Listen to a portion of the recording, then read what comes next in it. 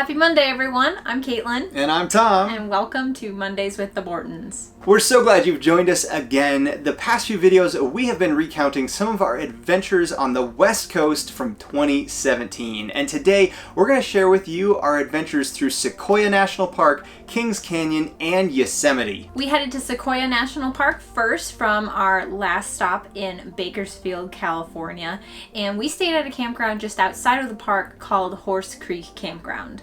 We were lucky to get a site there as the spring of 2017 brought major flooding to Southern California, and this area was no exception. It was on a reservoir that was rising rapidly. A good chunk of the campground was already underwater, and they were tying buoys to all sorts of obstacles that would soon be underwater, like gates and things like that. Yeah, we talked to a ranger there, and they said that it was a pretty regular occurrence, although that year they were expecting it to be higher than the past few years. Even the site that we were in was supposed to be gone, and they were going to shut down the whole thing like a week later after we were there. So it was neat to be there during that. Good timing. But anyway, we went up into Sequoia National Park to see the sequoias, and this national park is known for having some of the largest trees on the planet by volume. Sequoia National Park encompasses a lot more than just the large trees, however. It also encompasses one of the largest mountains in the contiguous United States, Mount Whitney. Most of the mountain lies within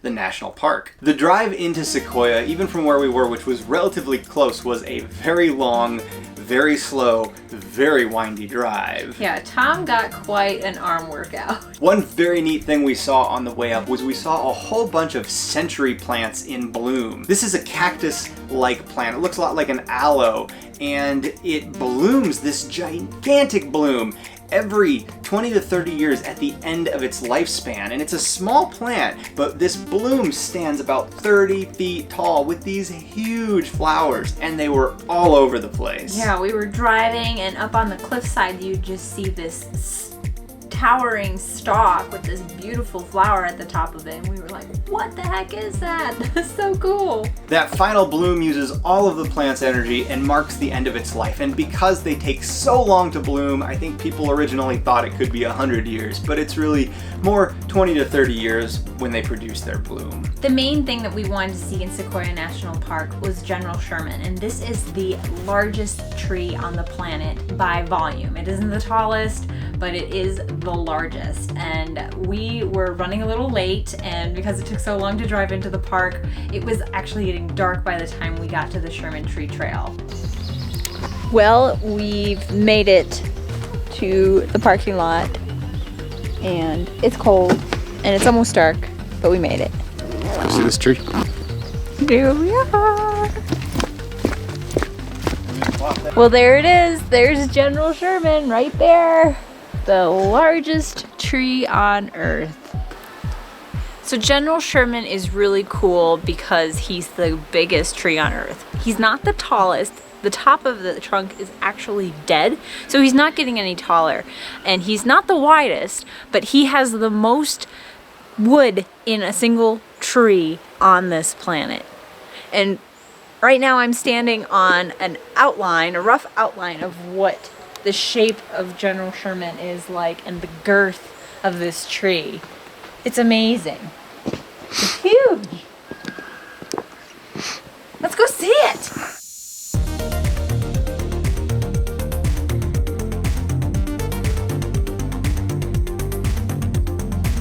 Hiking the Sherman Tree Trail was amazing. They had so many giant sequoias through there, and it was just breathtaking to be amongst such gigantic plants. And it was so quiet, so it actually worked out that we were running a little late because there was hardly anybody there. We almost had the whole place to ourselves, and it was so quiet. And like our experience when we went to Redwoods, you just get this magical, quiet stillness, and you're just in awe of these old organisms and how long they've been there and what they have lived through. I'm in a tree! Look at that big cross section of one of them. They say this one was 2,200 years old, and they said in that time you can see these scars where fires burned at one point.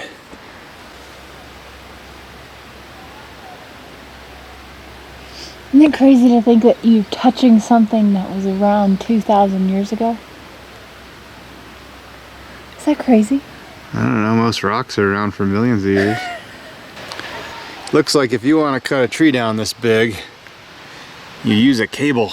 We wrapped up our time at Sequoia and headed back to our campsite. But the next day we packed up and headed to Kings Canyon National Park. Kings Canyon is actually connected to Sequoia National Park, but we chose not to drive the road between the two because it was very high elevation and extremely windy, the same road that we had driven the day before, and we knew that it took a very long time. So we actually skirted through the valley to get up to Kings Canyon, which was still a really long drive. But the drive was worth it because Kings Canyon is gorgeous. This place is giant as well, and we really enjoyed just taking in the splendor and the vastness of this valley. We can see the Kings River down there. The Middle Fork and the South Fork are coming to meet, and they're just absolutely raging.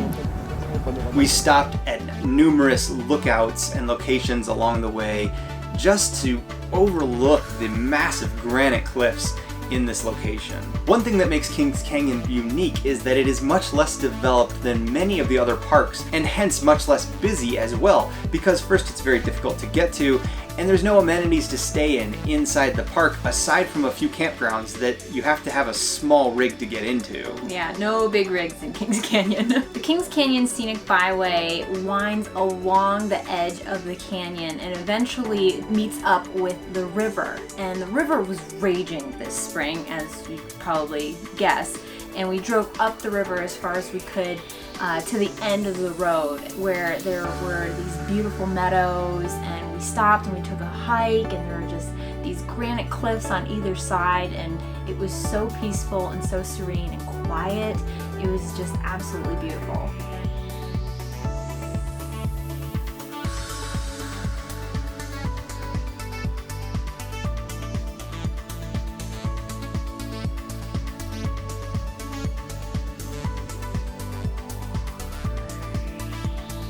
One place we stopped that wasn't so quiet or serene was Grizzly Falls. Alright, so this is Grizzly Falls, and we're not getting anywhere near this thing because it is absolutely raging, and we're already getting misted from here. But check it out. It's like being in a hurricane! Kings Canyon also has some of the giant sequoia trees that make Sequoia National Park famous. It actually has a grove that has the third largest tree in the world, General Grant. We stopped there on the way out of the park, and again, we're just awed by these massive trees. And we hit it at the right time with the beautiful sunlight of the sun starting to go down in that golden hour. Just beautiful. The entrance to Kings Canyon is at a very high elevation, and on our way out of the park, we started to descend over the mountains, and we were again greeted by the sun going down over the San Joaquin Valley. Except it wasn't as beautiful as you might think. We were driving, and all of a sudden we noticed this layer of like brownish gray kind of creeping up and over the sunshine, and we realized that we were driving down into this layer of smog in the San Joaquin Valley. We could clearly notice an air quality difference from the high elevation above the smog and descending down into it. We did a little research later and found out the San Joaquin Valley has some of the worst air quality in the United States. Trapped between two heavy metropolitan areas, the way the geography swirls the air in the valley, it just traps the pollutants, and we saw it firsthand. So after our short visit to Sequoia and Kings Canyon, we then made our way to Yosemite National Park, which was a big bucket list item for us. We headed north through the San Joaquin Valley from our campsite up to Yosemite, where we were going to stay near the west entrance. From the Thousand Trails campground that we were staying at the west entrance, we drove into the park, and right away you're just hit with these spectacular views.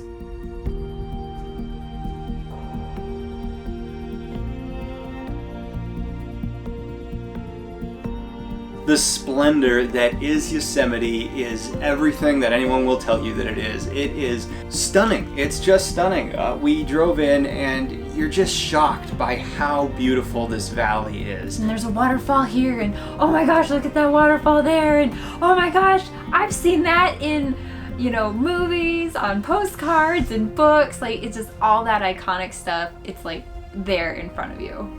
It almost doesn't look real. The towering granite cliffs that just plummet down to a valley or a meadow with these waterfalls pouring out of it. Wow, we were just blown away with the beauty of this place.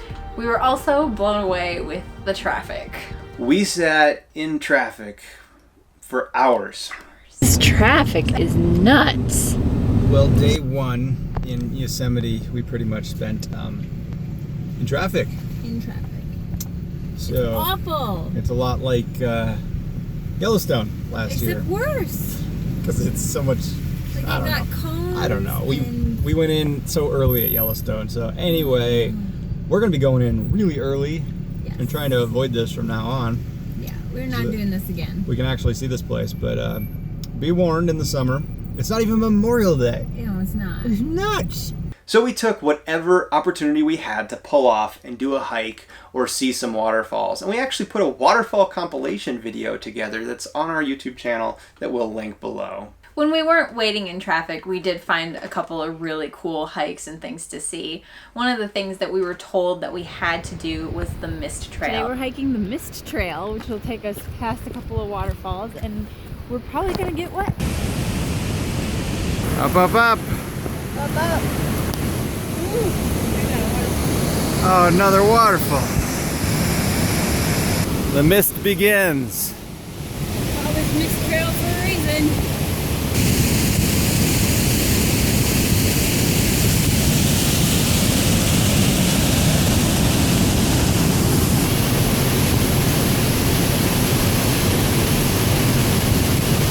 The novelty of the mist wore off real fast, and now we're just absolutely drenched and freezing. Yeah, we kind of ran through it as fast as we could. Because right there, you get really soaked. Yeah, Look, and it's cold. This would be great on a hot day, but it's freezing today. it's so cold.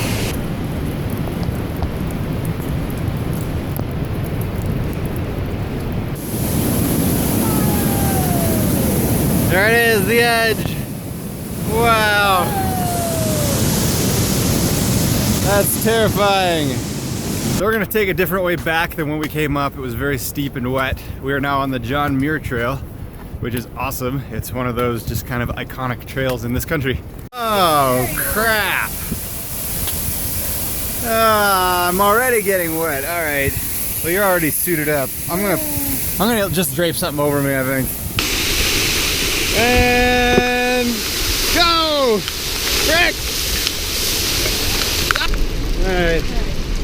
Well, that was ridiculous. I don't think my boots are very waterproof anymore. So we made it back to the truck. It was a long hike and very wet. It actually started raining on us. We looked it up. It was a 22,400 foot climb. Yeah. Wow. It was, and we didn't really do a lot of research about it ahead of time. We just had somebody say like, hey, you gotta go do the Mist Trail. And we're like, okay. And so we just showed up and did it. I think you do have to do it. It's awesome. It is pretty awesome. You will get wet, especially if you come in the spring. And for us, it was quite cold. And there's actually a waterfall onto the trail at one point. It was crazy. But we made it back to the truck, and we Been doing a little bit of work. just did a little bit of work. With an awesome view. Awesome view. Can't argue with that for an office view. Yeah, but So we were going to go up to Glacier Point, but since the rain and the clouds came in, we're probably not going to do that. and traffic is still horrible. Traffic Monday. is terrible. Oh, it's We've been awful. watching it. Oh well. At least it looks like it is moving. We may a go bit. try to find something else to do, or we'll just go home. Might just go home, but This might wrap up Yosemite. this might wrap up the Yosemite. But even if it does, and we don't do anything else, it has been pretty incredible. The sights, the waterfalls, all been spectacular, especially this year with the amount of rain and snow they've had. Just awesome. Just awesome. Another cool place that we went to was to the Hetchy Reservoir. This part of the park is a little bit outside of the Yosemite Valley and is a little bit more difficult to get to off the beaten path, but we wanted to check it out and we actually discovered that it has a really unique story behind it. Hetchy is within the national park, and originally it was a valley that looked very, very similar to the Yosemite Valley. However, now it is a reservoir with a dam. At the beginning of the 1900s, San Francisco was in need of water, and a big disaster that burned down most of the city basically pushed the demand for water, and the easiest place for them to get it was to build a dam in Hetchy and create a reservoir. This was obviously met with a lot of pushback from environmentalists such as John Muir, who actually fought against it very hard, saying that that valley, the Hetchy Valley, was as beautiful, if not more beautiful, than the Yosemite Valley. Needless to say, the fire basically clinched it down, and it actually required an act of Congress to build that reservoir because it was within the national park.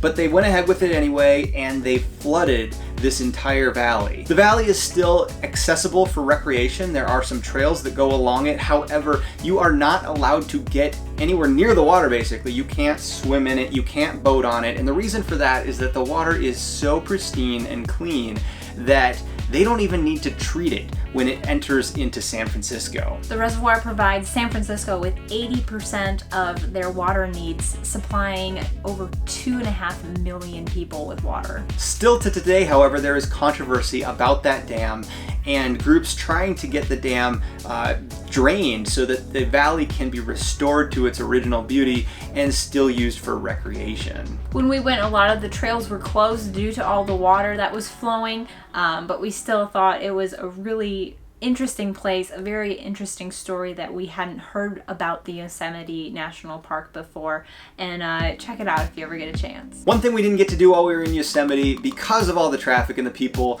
was climb El Capitan. Not like rock climbing, no.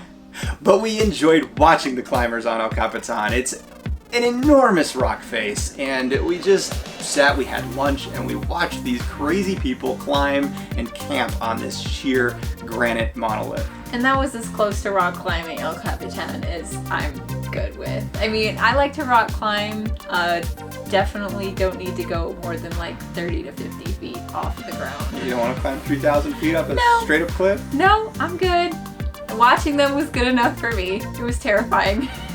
There are a few other places that we would like to visit in the future. Half Dome is another rock monolith that people climb and is beautiful. It has a more easily accessible trail with actually cables and stairs to help you get up it. We didn't get to do that either, but someday we hope to go back and do that. Maybe at night when the crowds are gone. Hike it at night? Crazy. Yosemite National Park was totally worth the visit, and we would highly recommend it if you get a chance to get there just to see it. It's spectacular. So that wraps up our video for today, covering Sequoia, Kings Canyon, and Yosemite National Park. Tune in next time where we wrap up our California adventures, because we're not done yet. There was so much to do in California. And as always, if you like this video, give it a thumbs up, hit that subscribe button, and we will see you next time. Bye.